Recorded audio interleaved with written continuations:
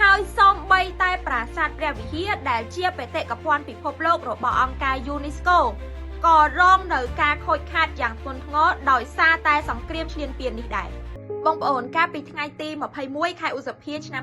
2026នេះគឺមានព្រឹត្តិការណ៍ការទូតដ៏អស្ចារ្យមួយដែលប្រទេសកម្ពុជាយើងបានចូលរួមហើយខ្ញុំគិតថាប្រជាជនខ្មែរយើងគួរតែដឹងហើយនឹងចូលរួមចែករំលែកទាំងអស់គ្នានោះគឺជាសម្លេងពិតនិងភាពឈឺចាប់របស់ប្រជាជនយើងដែលត្រូវបានបន្លឺឡើងនៅទីស្នាក់ការកណ្ដាលអង្គការសហប្រជាជាតិក្នុងកិច្ចប្រជុំរបស់ក្រុមប្រឹក្សាសន្តិសុខអង្គការសហប្រជាជាតិស្ដីពីកិច្ចការពារជនស៊ីវិលក្នុងចំនួនប្រដាប់អាវុធនៅក្នុងឱកាសនោះឯកឧត្តមកែវឈាឯកអគ្គរដ្ឋទូតនិងជាតំណាងអចិន្ត្រៃយ៍របស់កម្ពុជាប្រចាំអង្គការសហប្រជាជាតិក៏បានឡើងថ្លែងការណ៍យ៉ាងម៉ឺងម៉ាត់និងបានប្រាប់ទៅពិភពលោកចំថាសង្គ្រាមឈ្លានពានរបស់ថៃមកលើកម្ពុជាចំនួន2លើកកាលពីខែកក្កដានិងខែធ្នូឆ្នាំ2025កន្លងទៅនេះគឺបានបង្កនៅវិបត្តិមនុស្សធម៌យ៉ាងធ្ងន់ធ្ងរបំផុតសង្គ្រាមនេះគឺបានបង្ខំឲ្យជនស៊ីវិលប្រមាណ 649,000 នាក់ត្រូវរត់ភៀសសឹកទាំងភាពភ័យខ្លាចភាពតក់ស្លុតហេដ្ឋារចនាសម្ព័ន្ធជាច្រើនត្រូវរងការបំផ្លិចបំផ្លាញហើយសូម្បីតែប្រាសាទព្រះវិហារដែលជាបេតិកភណ្ឌពិភពលោករបស់អង្គការ UNESCO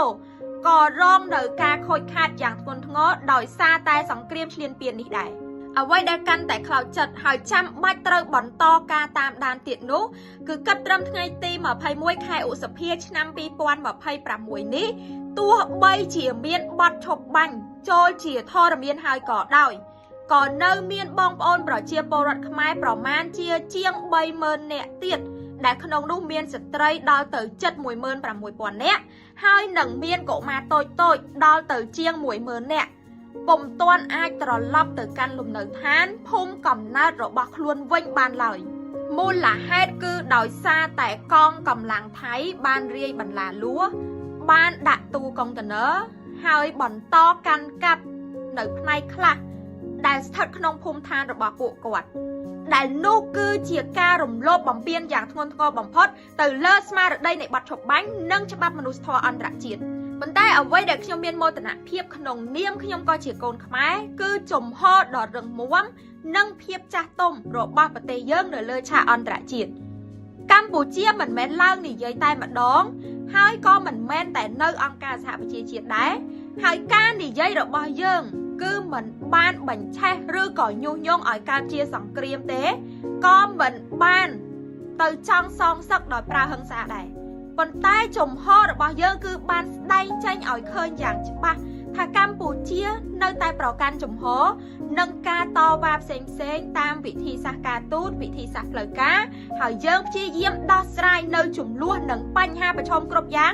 ដោយសន្តិវិធីផ្អែកទៅតាមយន្តការច្បាប់អន្តរជាតិនិងការចរចានេះគឺជាការបង្ហាញឲ្យឃើញយ៉ាងច្បាស់ថាកម្ពុជាយើងជាប្រទេសដែលស្រឡាញ់សន្តិភាពពិតប្រាកដ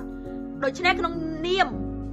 យើងជាពលរដ្ឋយើងជាអ្នកលេងបណ្ដាញសង្គមយើងគួរតែព្យាយាមចែករំលែកនៅការពិតទាំងអស់នេះនៅសកម្មភាពរបស់ថ្នាក់ដឹកនាំយើងហើយជាពិសេសគឺការពិតអំពីកម្ពុជាយើងដើម្បីឲ្យសហគមន៍អន្តរជាតិបានដឹងបានឮបានឃើញហើយជាពិសេសគឺជំរុញឲ្យមានការគោរពច្បាប់មនុស្សធម៌អន្តរជាតិដើម្បីអាចឲ្យប្រជាពលរដ្ឋខ្មែរយើងបានវិលត្រឡប់ទៅភូមិឋានទៅផ្ទះសម្បែងរបស់ខ្លួនវិញដោយសុវត្ថិភាពសន្តិភាពនិងយុត្តិធម៌ត្រូវតែមានសម្រាប់កម្ពុជាតើអ្នកទាំងអស់គ្នាគិតបែបណាចំពោះជំហរការទូតដ៏រឹងមាំនិងដោយសន្តិវិធីរបស់កម្ពុជានៅអង្គការសហប្រជាជាតិលើកនេះកុំភ្លេច comment ទាំងអស់គ្នា